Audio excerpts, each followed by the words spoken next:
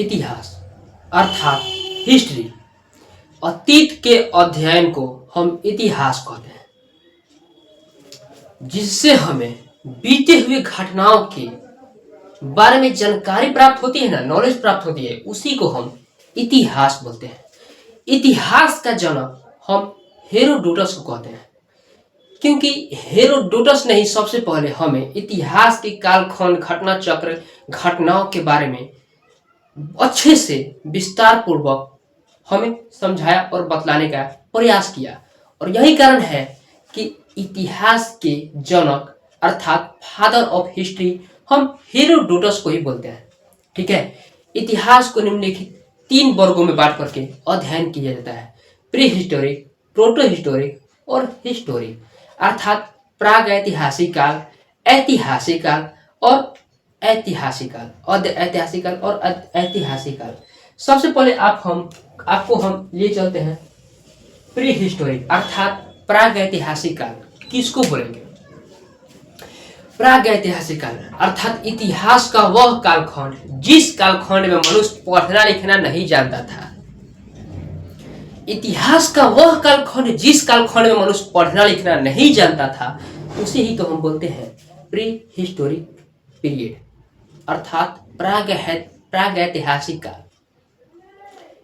आप गाना तो सुने ही होगे कि भले अंगूठा छाप है लेकिन सबका बाप है। ठीक है, ठीक वैसे ही प्री हिस्टोरिक पीरियड में मनुष्य पढ़ना लिखना नहीं जानता था, अक्षरों का ज्ञान ही नहीं था, उसे पढ़ेगा कैसे?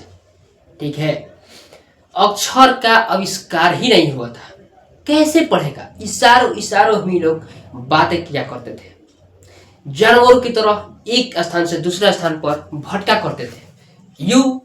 दिन यहाँ पर गुजारा, रात कहीं और, इस प्रकार से अपना गुजर बसर किया करते थे।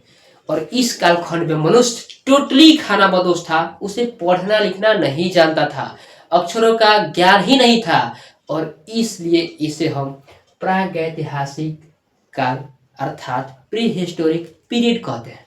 समझ पाया? दूसरा है आपका प्रोटो हिस्टोरिक पीरियड अर्थात अद्य ऐतिहासिक काल। किसको बोलेंगे? प्रो हिस्टोरिक पीरियड अर्थात इतिहास का वह कालखंड जिस कालखंड में अक्षरों का ज्ञान तो हो चुका था, परंतु कौन सी भाषा का यूज करते थे, कौन सा लैंग्वेज में उन्होंने लिखा, अपने मत को, विचार को प्रस्तुत किया, किसी को पता ही नहीं चल पाया। ठीक है, और इसलिए इसको हम लोग प्रोटो हिस्टोरिक पीरियड कहते हैं।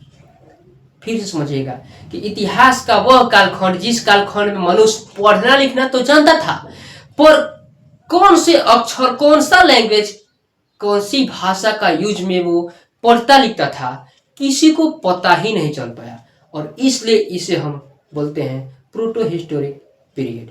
ठीक है, तीसरा है आपका हिस्टोरिक ऐतिहासिक काल अर्थात इतिहास का वह कालखंड जिस कालखंड में मनुष्य टोटली पढ़ना लिखना जान गया, अक्षरों का ज्ञान इन्हें पता चल गया, ये आपका हिस्टोरिक पीरियड कहलाता है। आज का और आने वाले समय में जो हमारा हिस्ट्री से रिलेटेड जो भी क्रियाकलाप होगा, ये आपका हिस्टोरिक पीरियड के अंतर्गत आएगा।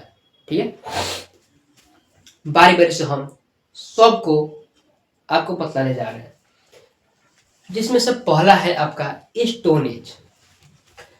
प्री हिस्टोरिक पीरियड को हम स्टोन एज अर्थात पाषाण काल के रूप में अध्ययन करते हैं, और पाषाण काल को भी निम्नलिखित 4 वर्गों में बांटा गया है। स्टोन एज किसको बोलेंगे? अर्थ इतिहास का वह कालखंड जिस कालखंड में मनुष्य के औजार, हथियार जो थे वो पत्थरों के हुआ करते थे, पत्थरों का गहना पहना करता था मनुष्य, एक स्थान से दूसरे स्थान पर आसानी से आता जाता था, जानवरों की भांति अपना पेट भरता था।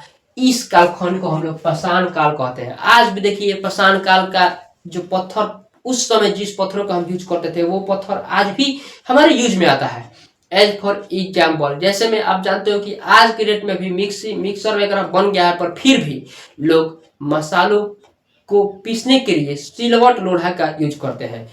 छठ पूजा जो होता है उसमें जब हम छठ का व्रत करते हैं तो जांता में, चक्की में गेहूं की पिसाई करते हैं, क्योंकि बहुत ही धार्मिक और पवित्र फेस्टिवल है आपका ये छठ पर्व। ठीक है, तो स्टोन एज में हम पत्थरों के औजारों, हथियारों और बर्तन वगैरह का यूज किया करते थे।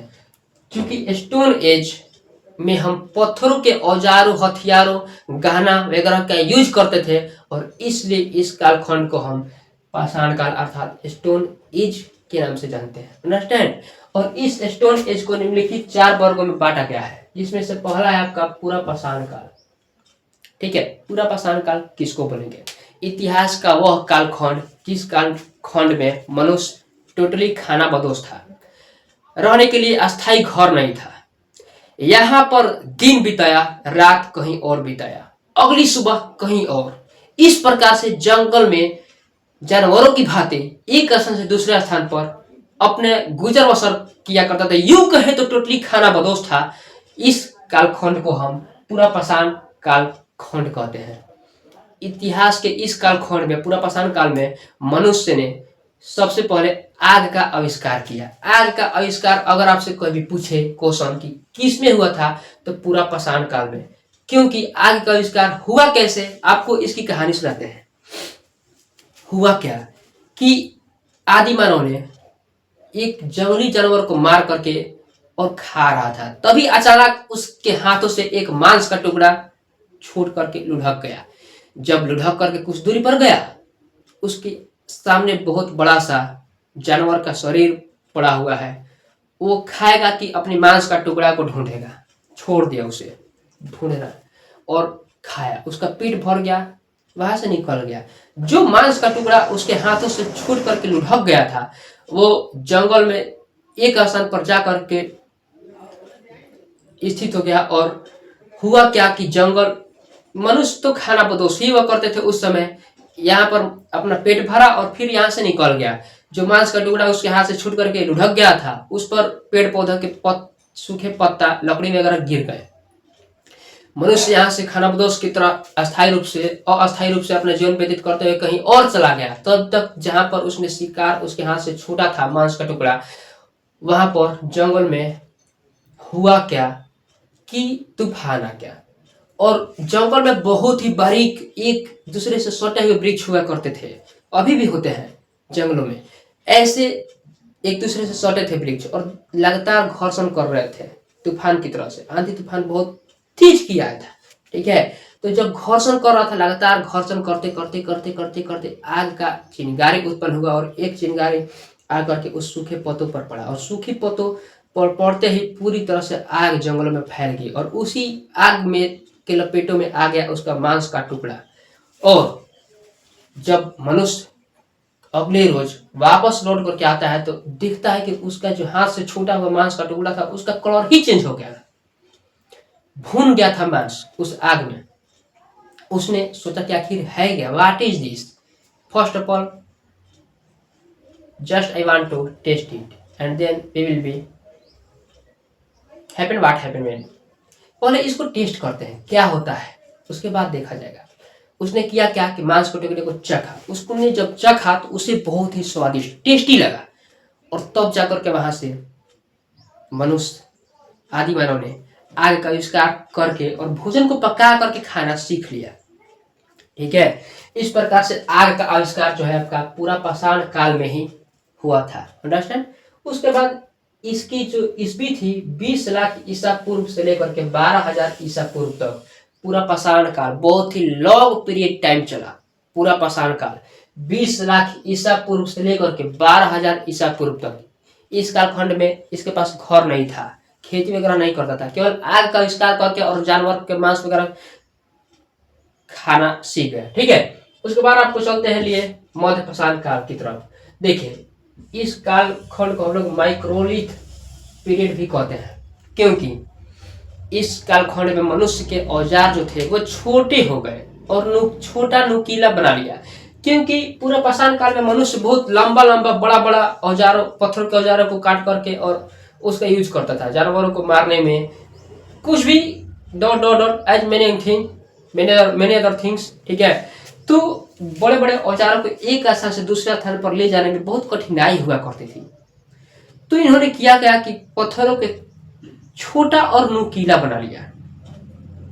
और छोटे पत्थरों को ही औजार का रूप दे दिया। और इसलिए इस कालखंड को हम लोग माइक्रोलिथ पीरियड अर्थात मध्य पाषाण काल कहते हैं। इस कालखंड में मनुष्य के औजार छोटे हो गए और मनुष्यों ने अंत्योष्टि कार्यक्रम अर्थात अंतिम संस्कार करना सीख गया। अंतिम संस्कार करना सीख गया किस कालखंड में? मध्य पाषाण कालखंड में। इस कालखंड का जो टाइम पीरियड था 12,000 से लेकर के 10,000 ईसा पूर्व तक, ठीक है। तो मनुष्यों ने अंतिम संस्कार करना सीखा किसमें? मध्य पाषाण काल में। मनुष्यों का आदि मानव का औजार छोटे हो गए किस कालखंड में? मध्य पाषाण काल में। समझ में आया?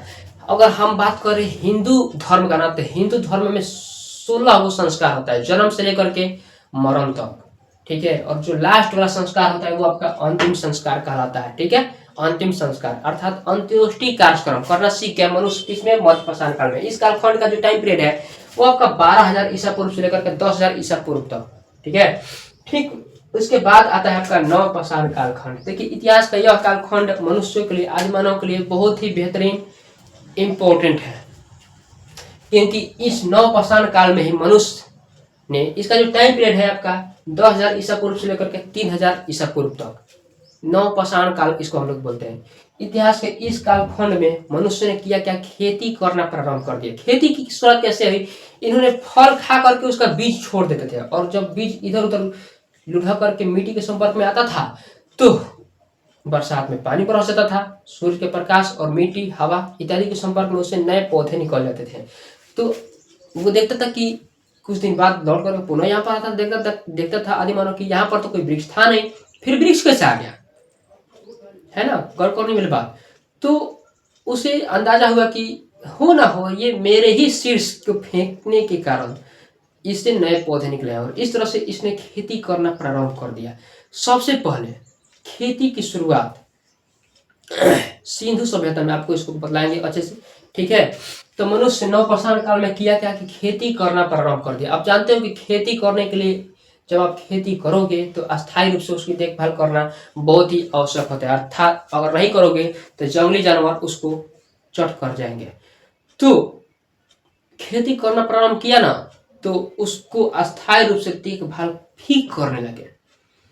और इतना ही नहीं, देखभाल करने के लिए एक अस्थायी रूप से निवास होना चाहिए, रहने के लिए घर होना चाहिए। इसने किया क्या कि घर का निर्माण कर दिया अस्थायी रूप से, और उसके बाद खेती करना प्रारंभ कर दिया। खेती करना प्रारंभ किया तो घर बना लिया, अस्थायी रूप से एक जगह रहने लगा, क्योंकि खेतों में लगे फसलों को देखभाल करना बहुत ही अति आवश्यक था, अन्यथा जंगली जानवर, घरेलू जानवर जो थे वो चट कर जाते थे। इतना ही नहीं, इसी कालखंड में मनुष्य ने कुत्ता को पालतू बनाया। कई बार क्वेश्चन पूछता है आपसे कि मनुष्य ने सबसे पहले कौन सी जानवर को पालतू बनाया? याद रखिए डॉग अर्थात कुत्ता। कुत्ता को सबसे पहले मनुष्य ने पालतू बनाया, क्योंकि कुत्ता बहुत ही चमचा होता है। एक रोटी फेंक दोगे वो आपके आगे पीछे दुम हिलाने लगेगा, वो हल्का भी खा करके और जीवित रह जाता है। आपकी घरों की और चोरों से निगरानी बहुत ही अच्छे ढंग से कर लेता है, और इसलिए मनुष्य ने सबसे पहले कुत्ता को ही पालतू बनाया।